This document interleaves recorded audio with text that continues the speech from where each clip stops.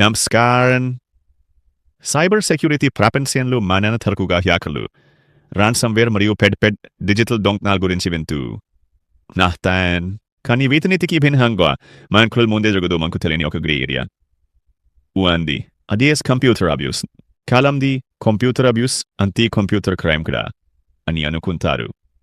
కానీ అది పూర్తిగా నేను కాదు. అన్ని కంప్యూటర్ నేరాలు అబ్యూస్ కిందకి వస్తాయి, కానీ అన్ని రకాల అబ్యూస్లు చట్టపరమైన నేరాలు కాకపోవచ్చు. అసలు కంప్యూటర్ అబ్యూస్ అంటే ఏమిటి?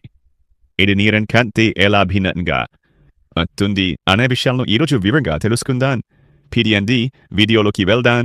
కంప్యూటర్ అబ్యూస్ను అర్థం చేసుకోవాలంటే ముందుగా దానికి మరియు కంప్యూటర్ క్రైమ్ కు మధ్య ఉన్న గుర్తించాలి. కంప్యూటర్ క్రైమ్ అంటే చట్ట విరుద్ధమైన పనులు. ఐడెంటిటీ థెఫ్ట్, ఆన్లైన్ ఫ్రాడ్ లేదా సిస్టమ్ హ్యాకింగ్ వంటివి దీని కిందకు వస్తాయి. వీటిని ప్రభుత్వ సైబర్ చట్టాలు శిక్షిస్తాయి. కానీ కంప్యూటర్ అబ్యూస్ అనేది ఒకే విస్తారమైన ప్రక్రియ.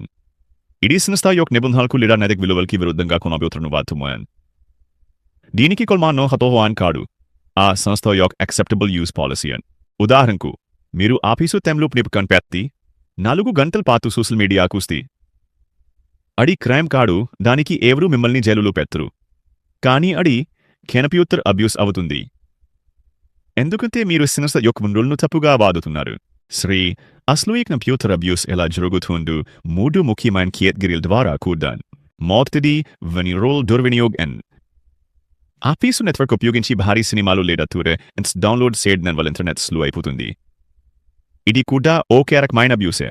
అలాగే భద్రత లేని వెబ్సైట్లను కుదరటం వల్ల ఆఫీసు నెట్వర్క్లోకి వైరస్లు వచ్చే ప్రమాదం ఉంటుంది.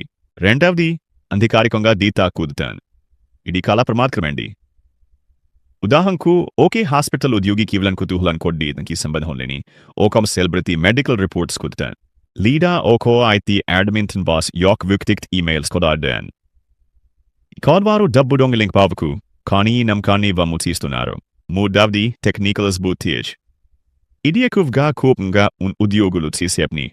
ఉదాహరణకు లాజిక్ బాంబా. ఒకే ప్రోగ్రామర్ తన ఉద్యోగం నుండి తీసిస్తే కంపెనీ డేటా మొత్తం డిలీట్ అయిపోయేలా ఒకే సీక్రెట్ కోడ్ రాసి పెట్టడం. ఇది క్రమంగా నేరంగా కూడా మారుతుంది. ఇదేనతా విన్నాక మీకు ఓకే సందేహం రావచ్చు. ఇది కేవలం ఆఫీసు రూల్స్ అతిక్రమించడమే కదా, దీని వల్ల అంతస్తూనే ఉంది అని.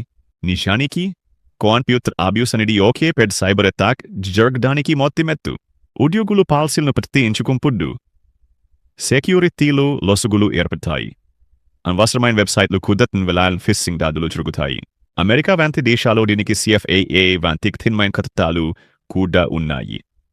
ఒకే ఉద్యోగి కావాలని తన పరిమితికి మించి డేటాను యాక్సెస్ చేస్తే అది ఫెడరల్ క్రైమ్ కిందకు వస్తుంది. సంస్థలకు దీనివల్ల కోట్ల రూపాయల నష్టం వాటిల్లుతుంది. ముగింపుగా చెప్పాలంటే కంప్యూటర్ అబ్యూస్ అనేది నైతికత మరియు నమ్మకానికి సంబంధించిన విషయం. దీని అరికట్టాలంటే ప్రతి సంస్థలో స్పష్టమైన యాక్సెప్టబుల్ యూజ్ పాలసీ ఉండాలి. అలాగే ఉద్యోగులకు తగిన అవగాహన కల్పించాలి. ఈ వీడియో మీకు నచ్చినట్లయితే లైక్ చేయండి మరియు మరిన్ని సైబర్ సెక్యూరిటీ అప్డేట్స్ కోసం మా ఛానల్ని సబ్స్క్రైబ్ చేసుకోండి. మీ ఆఫీసు లేదా టీంకు ఒకే యాక్సెప్టబుల్ యూజ్ పాలసీ టెంప్లెట్ కావాలా?